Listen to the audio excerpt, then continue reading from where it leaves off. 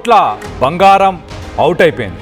ఇండియాపై middle east war effect చాలా క్లియర్గా కనిపిస్తుంది. భారీ క్రైసిస్ దిశగా భారత్ వెళ్తుందా? రోజు రోజుకి రూపాయి విలువ పడిపోతుంది. మరోపక్క డాలర్ ప్రతిరోజు బలపడుతూ వస్తుంది. రోజు రోజుకి ఫారెక్స్ రిజర్వ్స్ అంటే ఫారెన్ ఎక్స్చేంజ్కి సంబంధించిన రిజర్వ్స్ తగ్గిపోతున్నాయి భారత్లో.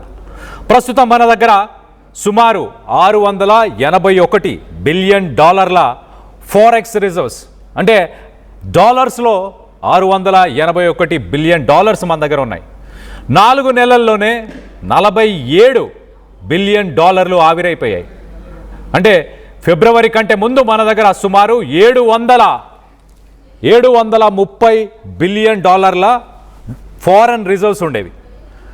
ఒక్కసారిగా ఇంపోర్ట్స్ ఎక్కువ అవ్వడం, ఎక్స్పోర్ట్స్ తక్కువ అవడం. అంటే ఇంపోర్ట్స్కి మనం డాలర్స్లో పే చేయాల్సిన అవసరం పడుతుంది. ఎక్స్పోర్ట్స్కి ఇంపోర్ట్స్కి ఉన్న వ్యత్యాసం వల్ల మన దగ్గర ఉన్న ఫారెన్ రిజర్వ్స్ అని కూడా ప్రపంచ దేశాలకు వెళ్ళిపోతున్నాయి. దానివల్ల రూపాయి విలువ పతనం అయిపోతుంది. డాలర్ విలువ ప్రతిరోజు, యుద్ధం జరుగుతున్న అమెరికా డాలర్ విలువ ప్రతిరోజు పెరుగుతూ వస్తుంది.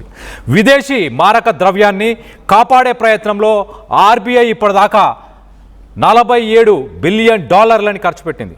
ఇప్పటికే 57,000 కోట్ల బంగారాన్ని ఆర్బీఐ అమ్మేసింది. ఒక పక్కన $47 బిలియన్ ఫారెన్ రిజర్వ్స్ తగ్గిపోయాయి. ఆర్బీఐ స్టెబిలైజ్ చేయడానికి, రూపీని స్టెబిలైజ్ చేయడానికి $47 బిలియన్ యూజ్ చేసింది. మరో పక్కన 57,000 కోట్ల బంగారాన్ని కూడా ఆర్బీఐ అమ్మేసింది. ఎక్స్పోర్ట్ కంటే ఇంపోర్ట్స్ ఎక్కువ కావడం, రూపాయి పతనం అవ్వడమే దీనికి కారణం. ప్రస్తుతం మన దగ్గర 880 టన్నుల బంగారం నిల్వలు ఉన్నాయి. పరిస్థితి ఇలాగే కొనసాగితే మన దేశంలో ఆర్థిక సంక్షోభమే వచ్చే అవకాశం చాలా క్లియర్గా కనిపిస్తుంది. ఇప్పటికే గ్యాస్ ధరలు పెరిగిపోయాయి, పెట్రోల్ డీజిల్ ధరలు పెరిగిపోయాయి. ఇల్లు, బ్యాంకులు, లాకర్లో దాచుకున్న బంగారం విలువ, ప్రజల దగ్గర ఉన్న బంగారం ప్రస్తుతానికి భారతదేశంలో 30,000 టన్నులు. అందుకే దాచుకున్న బంగారాన్ని కరిగించి దాన్నే వాడుకోవాలంటూ ప్రధానమంత్రి మోదీ కూడా పిలుపునిచ్చారు.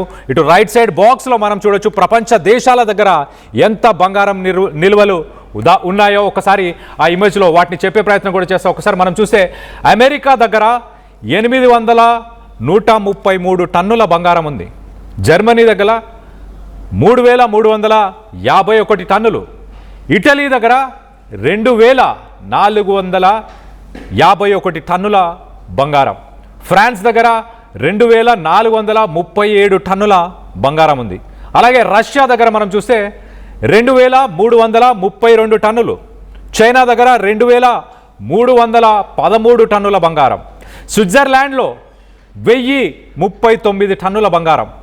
భారత్లో మనం చూస్తే భారత్లో చూడొచ్చు చాలా క్లియర్గా 880 టన్నుల బంగారం ప్రస్తుతానికి భారత్ రిజర్వ్ బ్యాంక్ దగ్గర ఉంది. భారత్ ప్రజల దగ్గర 30,000 టన్నుల బంగారం ఉంది. మొత్తం మీద జపాన్ 845 టన్నులు, పోలాండ్ 581 టన్నులు. సో ప్రధానమంత్రి మోదీ కూడా ఎవరి దగ్గరైతే ఇళ్లల్లో బంగారం, బ్యాంకర్లో కావచ్చు, ఇళ్లలో ఉన్న బంగారాన్ని కరిగించి మళ్ళీ వాడుకోండి. అంటే మీ ఇంట్లో పెళ్లి జరుగుతున్నా, మీ ఇంట్లో ఎలాంటి శుభకార్యం జరుగుతున్నా, మీకు బంగారం అవసరం ఉంటే మీ దగ్గర ఉన్న బంగారాన్నే కరిగించి వాడుకోండి. మీరు బంగారాన్ని కొనుగోలు చేస్తే అది ఇతర దేశాల నుంచి దిగుమతి చేయాలి. అప్పుడు డాలర్లని ఖర్చు పెట్టాల్సిన పరిస్థితి, ఇంకా మన ఫారెన్ రిజర్వ్స్ తగ్గిపోతాయి. దానివల్ల రూపాయి విలువ ఇంకా పతనం అవుతుంది. అందుకే ప్రధానమంత్రి మోదీ కూడా దీనికే పిలుపునిచ్చారు. ఒకసారి ప్రధానమంత్రి మోదీ ఏం మాట్లాడారో ఒకసారి గుర్తు చేసుకునే ప్రయత్నం చేద్దాం. ఒకసారి ఆయన మాటలోనే మరొకసారి విని డీటెయిల్గా దీని గురించి విశ్లేషణ చేసే ప్రయత్నం చేద్దాం. गोल्ड यानी सोने की खरीद एक और पहलू है जिसमें विदेशी मुद्रा बहुत अधिक खर्च होती है. एक जमाना था जब संकट आता था, कोई युद्ध होता था, तो लोग देश हित में सोना दान दे देते थे. आज दान की जरूरत नहीं है, लेकिन देश हित में हमको ये तय करना पड़ेगा कि साल भर तक घर में कोई भी फंक्शन हो, कोई भी कार्यक्रम हो, हम सोने के गहने नहीं खरीदेंगे, सोना नहीं खरीदेंगे। विदेशी मुद्रा बचाने के लिए हमारी देशभक्ति हमें चुनौती दे रही है और हमें इस चुनौती को स्वीकार करते हुए विदेशी मुद्रा को बचाना होगा। ప్రధానమంత్రి మోదీ బంగారం గురించి మాట్లాడారు. ఒకప్పుడు దేశానికి ఏదైనా కరువు వచ్చినా ఇబ్బంది వచ్చినా ప్రజలు బంగారాన్ని ఇచ్చేవాళ్ళు, దానం చేసేవారు. అలాంటి పరిస్థితులు ఇప్పుడు ప్రస్తుతానికి నెలకొని లేవు. మీరు బంగారాన్ని ప్రభుత్వానికి ఇవ్వాల్సిన అవసరం లేదు. కానీ మీ ఇంట్లో ఎలాంటి అవసరాలున్నా, ఎలాంటి శుభకార్యాలున్నా దానికి మీరు మీ ఇంట్లో ఉన్న బంగారాన్ని కరిగించి దాన్నే వినియోగించుకోండి. బయట నుంచి బంగారం కొనే ప్రయత్నం చేయకండి ఈ సంవత్సరం అంతాను. అలాగే ఫారెన్ టూర్లు, ఫారెన్ ట్రిప్పులు ఇలాంటివన్నీ కూడా మిడిల్ క్లాస్ ఈ మధ్య కాలంలో ఎక్కువ అలాంటి వాటిపైన ఖర్చు చేస్తున్నారు. వాటిని కూడా తగ్గించుకునే ప్రయత్నం చేయండి అంటూ ప్రధానమంత్రి మోదీ మాట్లాడిన మాటలను మనం విన్నాము. ఇప్పుడు దీనికి సంబంధించి మరింత డీటెయిల్ అప్డేట్ తీసుకునే ప్రయత్నం చేద్దాం. ఇటు ఏపీ నుంచి మా ఇన్పుట్ ఎడిటర్ కృష్ణమోహన్ అందుబాటులో ఉన్నారు. కృష్ణమోహన్తో మాట్లాడి తెలుసుకునే ప్రయత్నం చేద్దాం. కృష్ణమోహన్, చెప్పండి, ఏం చూడొచ్చు రానున్న రోజుల్లో? బంగారాన్ని, ఇంట్లో ఉన్న బంగారాన్ని వినియోగించుకోవాలంటూ ప్రధానమంత్రి మోదీ పిలుపునిచ్చారు. మరో పక్కన రూపాయి విలువ ప్రతిరోజు పతనమవుతూ వస్తుంది. రానున్న రోజుల్లో ఏం ఎక్స్పెక్ట్ చేయొచ్చు కృష్ణమోహన్? డెఫినెట్ గా రాబోయే పరిస్థితులు చాలా ఘోరంగా కనపడుతున్నాయి. కారణం ఇండియాలో నో గోల్డ్ అర్థమైపోతుంది. రెండోది 57,000 కోట్ల బంగారాన్ని అమ్మేసిన పరిస్థితి మనం చూడాలి. ఇండియాలో మిడిల్ ఈస్ట్ వార్ ఎఫెక్ట్ చాలా పెద్ద స్థాయిలో కనబడుతుంది. భారీ క్రైసిస్ దిశగా భారతదేశం వెళ్ళబోతుందా అంటే నిపుణులు అవుననే సమాధానమే చెప్తున్నారు. మరోవైపు పడిపోతున్న రూపాయి, అలాగే రోజు రోజుడికి మన రూపాయి వాల్యూ పడిపోతుంది. డాలర్ వాల్యూ రోజు రోజుడికి పెరుగుతున్న పరిస్థితి. ఫారెన్సిక్స్ తగ్గిపోతున్న, ఫారెక్స్ నిల్వలు కూడా పూర్తిగా తగ్గిపోతున్న పరిస్థితి అయితే ఉంది. ప్రస్తుతం మన దగ్గర కేవలం $681 బిలియన్ల ఫారెక్స్ నిల్వలు మాత్రమే ఉన్నాయి. 4 నెలల్లో దాదాపుగా $47 బిలియన్ ఇది మిక్స్ అయిపోయిన పరిస్థితి అయితే మనకు కనిపిస్తుంది. విదేశీ మాదక ద్రవ్యాన్ని కాపాడే ప్రయత్నంలో ఆర్బీఐ ఉంది. అందుకే ఇప్పటికే 57,000 కోట్ల రూపాయల బంగారాన్ని ఆర్బీఐ అమ్మేసింది. అంటే ఇంకా రాబోయే రోజులు ఎలా ఉంటాయన్నది ఇప్పటికే ప్రధాని ఆల్రెడీ హింట్ ఇచ్చిన 3 నెలల్లోనే పరిస్థితి చాలా ఘోరంగా ఉంది. అంటే ఇది ప్రభుత్వానికి ముందే తెలుసు, అయినా కూడా ఎక్కడో ఓవర్కమ్ చేద్దామనే ఒక ప్రయత్నంలో ఉండి గత్యంతరం లేక ఈ వ్యవహారాన్ని బయట పెట్టిన పరిస్థితి అయితే కనపడుతుంది.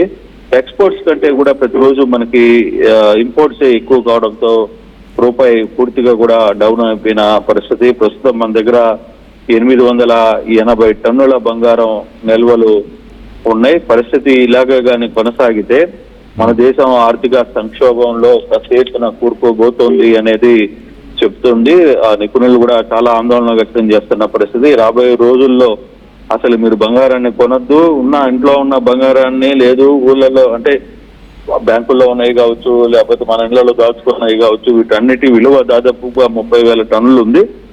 వీటిని అమ్మేసి పెట్టుబడులు పెట్టండి అనే దిశగా ప్రధాని కూడా మాట్లాడుతున్నారు. అంటే మన ఆర్థిక పరిస్థితి రాబోయే రోజుల్లో కొంత ఘోరంగా ఉండే పరిస్థితి అయితే చాలా స్పష్టంగా కనపడుతుంది. ఇప్పటికే ఈ ఇంపాక్ట్ దెబ్బ మనం చూస్తున్నాం. గ్యాస్, పెట్రోల్, డీజిల్ రోజు రోజుడికి పెరిగిపోతున్న పరిస్థితి. అసలు ఎప్పుడు ఎంత పెరుగుతుందో కూడా అర్థం కాని నేపథ్యంలో మనం ఇరుక్కుపోతున్న నేపథ్యం మనం చూస్తున్నాం. ఇప్పటికీ ఇండ్లు, బ్యాంకు లాకర్లో దాచుకున్న గోల్డ్ ను కూడా అమ్మేయాలని చెప్పి చెప్తున్నారు. మరోవైపు గోల్డ్ కొనొద్దు అని చెప్తున్నారు. మరోవైపు బంగారు వ్యాపారస్తులు లబోదిబోమంటున్న పరిస్థితిని మనం చూస్తున్నాం. కానీ ఏదైనా ఇష్యూ కొంత సీరియస్ గానే క్రిటికల్ గా రాబోతుంది అనేది మనకు అర్థమవుతుంది. ఇప్పటికే 57,000 కోట్ల రూపాయల బంగారాన్ని ఆర్బీఐ అమ్మేసిందంటే పరిస్థితి ఏంటో మనకి క్లియర్ గా అర్థమవుతుంది. సో అటువంటి పరిస్థితి నుంచి ఇప్పుడు రికవరీ కావాల్సిన నేపథ్యంలో ప్రభుత్వం ఏం చేయాలి, ఏం చేయబోతుంది, ఎటువంటి కీలకమైన స్టెప్స్ తీసుకోబోతుంది అనే అంశాలను కూడా పరిగణలోకి తీసుకోవాలి. రాకపోతే రాబోయే రోజుల్లో దీని ఇంపాక్ట్ పెద్ద ఎత్తున కనబడుతుంది. విదేశీ మారక ద్రవ్యాన్ని కాపాడే ప్రయత్నంలో ఆర్బీఐ ఎంత ప్రయత్నిస్తున్నా కూడా వీలు కావట్లేదు. అందుకే 57,000 కోట్ల బంగారాన్ని ఇప్పటికే అమ్మేసిన పరిస్థితి మనకు అర్థమవుతుంది. ఇంకా మన దగ్గర బంగారం నిల్వలు చాలా తక్కువగా ఉండబోతున్నాయి. అంటే ఇంకా ఇళ్లలో ఉన్న బంగారం లేదు, మనం దాచుకున్న బ్యాంకుల్లో దాచుకున్న బంగారం, వీటన్నిటిని కూడా ఇక వాటిని కూడా అమ్మేసుకునే పరిస్థితి రావాల్సిన పరిస్థితి వస్తుందేమో అనేది కొంత ఇష్యూ అయితే నడుస్తుంది. కానీ ఏదేమైనా ఇంత పెద్ద క్రైసిస్ ఇటీవల కాలంలో మనం ఇప్పుడు చూడలేం. రాబోయే రోజుల్లో ఈ క్రైసిస్ ఇలాగే కొనసాగుతుందా, ఇంపాక్ట్ ఇలాగే ఉండబోతుందా అనేది కూడా చూడాలి. కొంత నిపుణులు చెప్తున్న పరిస్థితి చాలా రాబోయే కాలం అంతా కూడా చాలా గడ్డు కాలం. అందుకే పబ్లిక్ ను కూడా మోటివేట్ చేసే ప్రయత్నాలు చేస్తున్నారు. మీరు దుబారా ఖర్చుల్ని తగ్గించండి అని చెప్తున్నారు, ఇతర ఇష్యూస్ ని తగ్గించమని చెప్తున్నారు, ఎక్కడికక్కడ కంట్రోల్ చేసే ప్రయత్నం చేయండి అని చెప్తున్న పరిస్థితి మనకు కనబడుతుంది. సో ఎంతవరకు ఇది వర్కౌట్ అవుతుందా అనేది కూడా చూడాల్సిన నేపథ్యం అయితే స్పష్టంగా కనబడుతుంది. కానీ ఏదేమైనా ఇష్యూ వ్యవహారం వచ్చేసరికి కొంత ప్రాబ్లమాటిక్ గానే ఈ వ్యవహారాలు నడుస్తున్నాయి అనేది చాలా స్పష్టంగా అర్థమవుతుంది. Kalyan. Right Krishnamohan, thanks for the latest update. మొత్తం మీద ప్రస్తుతానికి భారత్ $12 బిలియన్ సంబంధించిన బంగారాన్ని అమ్మేసింది, డాలర్ని కొనుక్కునే ప్రయత్నం చేస్తుంది. ఇండియాలో ప్రస్తుతానికి రూపాయి విలువ పతనం అవుతున్న సమయం కాబట్టి డాలర్స్ని కొనుక్కోవడానికి 57,000 కోట్లకు విలువ చేసే బంగారం, $12 బిలియన్ విలువ చేసే బంగారాన్ని ప్రస్తుతానికి ఆర్బీఐ అమ్మేసినట్టు తెలుస్తుంది. మిడిల్ ఈస్ట్లో జరుగుతున్న యుద్ధ వాతావరణం, ఇటు ఇరాన్, అమెరికా, ఇజ్రాయెల్, వీటి వల్ల స్ట్రైట్ ఆఫ్ హార్మోజ్ని బ్లాక్ చేస్తున్నారు. ఆ బ్లాక్ చేయడం వల్ల ఇంటర్నేషనల్ ట్రేడ్, అలాగే సప్లై చైన్స్, స్ట్రక్చరల్ ఇన్స్టెబిలిటీ, అంటే రానున్న రోజుల్లో ఎనర్జీ క్రైసిస్ వచ్చే అవకాశం ఉందా? భారత్లో ఎనర్జీ క్రైసిస్ వచ్చే అవకాశం ఉన్నట్టు చాలా క్లియర్గా కనిపిస్తుంది. కొంత ఎక్స్పోర్ట్స్ ఇంపోర్ట్స్కి సంబంధించి కొంత గ్యాప్స్ ఏవైతే వస్తున్నాయో ఆ డెఫిసిట్ని భర్తీ చేయడానికి, రూపాయి విలువని కాపాడడానికి ఆర్బీఐ తీసుకున్న చర్యలని చెప్పుకోవచ్చు. మరోపక్కన ప్రధానమంత్రి మోదీ ఇళ్లల్లో ప్రజల దగ్గర దాదాపు 30,000 టన్నుల బంగారం నిల్వలు ఉన్నాయి. వాటన్నిటిని కూడా కరిగించి వినియోగించుకునే ప్రయత్నం చేసుకోండి. రానున్న రోజుల్లో మీ ఇంట్లో ఎలాంటి శుభకార్యాలు ఉన్నా, ఎలాంటి ఫంక్షన్స్ ఉన్నా, ఎలాంటి పనులున్నా వాటన్నిటి కోసం కూడా కరిగించి ఆ బంగారాన్ని కొనుగోలు చేసుకునే ప్రయత్నం చేయండి అంటూ ప్రధానమంత్రి మోదీ పిలుపునిచ్చారు. రానున్న రోజుల్లో ఆర్థిక సంక్షోభం అనేది భారత్లో ఖచ్చితంగా రాబోతుంది అన్న సంకేతాలు ఇవన్నీ చెప్పే ప్రయత్నం చేస్తున్నాయంటూ మరొక చెప్పారు.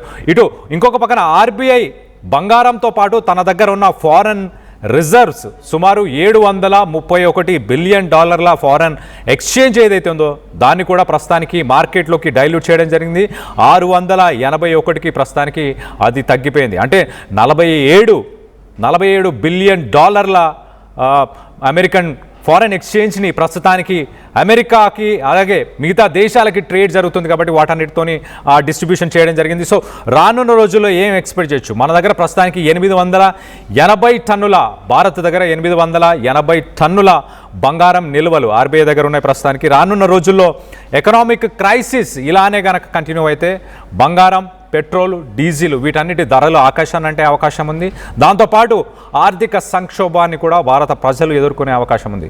దీంతో సాఫ్ట్వేర్ రంగంలో లే ఆఫ్స్ జరిగే అవకాశం కూడా చాలా క్లియర్గా కనిపిస్తుంది. మరొక పక్కన ప్రధానమంత్రి మోదీ దీన్ని ఉద్దేశించి ఆయన చాలా క్లియర్గా రానున్న రోజులు గడ్డు పరిస్థితులు ఎదుర్కొనే అవకాశం ఉంటుంది కాబట్టి తగిన చర్యలు ప్రజలు తీసుకోవాలి. గతంలో యుద్ధం ఇలాంటి సమయాలలో ప్రజలు ప్రభుత్వం కోసం బంగారాన్ని దానం చేసేవారు, ప్రభుత్వానికి డొనేషన్స్లో బంగారాన్ని ఇచ్చేవారు. ఇప్పుడు అలాంటి అవసరం లేదు. కానీ బంగారాన్ని కాపాడుకోండి, మీ దగ్గర ఉన్న బంగారాన్ని మళ్ళీ వినియోగించుకునే ప్రయత్నం చేయండి. అంతే తప్పించి బంగారాన్ని కొనే ప్రయత్నం చేయకండి. ఎవరు ఫారెన్ ట్రిప్స్కి కానీ, ఫారెన్ వెకేషన్స్కి కానీ వెళ్ళే ప్రయత్నం చేయకుండా ఉండండి అంటూ కూడా ప్రధానమంత్రి మోదీ పిలుపునిచ్చారు. బంగారం అమ్మకాలతో ఇండియాలో ఆర్థిక సంక్షోభం తప్పదా అన్న దానిపై మీ అభిప్రాయాలు ఏంటనేది కింద కామెంట్ రూపంలో తెలియపరచండి. అలాగే ఆర్టీవీ పోల్లో కూడా మీ అభిప్రాయాలను తెలియపరిచే ప్రయత్నం చేయండి. 900 plus companies, 7.89 lakh per annum average CTC, 100% placements. KL deemed to be university. చిన్న చిన్న ఆనందాలు 35 ఏళ్లుగా నా జీవితంలో లేవు. 35 ఏళ్లుగా నేను డైపర్లలో బ్రతికాను. 6 సెంటీమీటర్ల ఫిస్టులా నా మూత్రాశయంలో లీక్ కారణమైంది. ఎవరూ నాకు సహాయం చేయలేకపోయారు. AINUలో వైద్యులను కలిసే వరకు అక్కడ వారు రోబోటిక్ శస్త్రచికిత్సతో నాకు పరిష్కారం ఇచ్చారు. వారు నా ఆత్మవిశ్వాసాన్ని కూడా తిరిగిచ్చారు. Precision care makes it possible. The Center for Robotic Surgery at AINU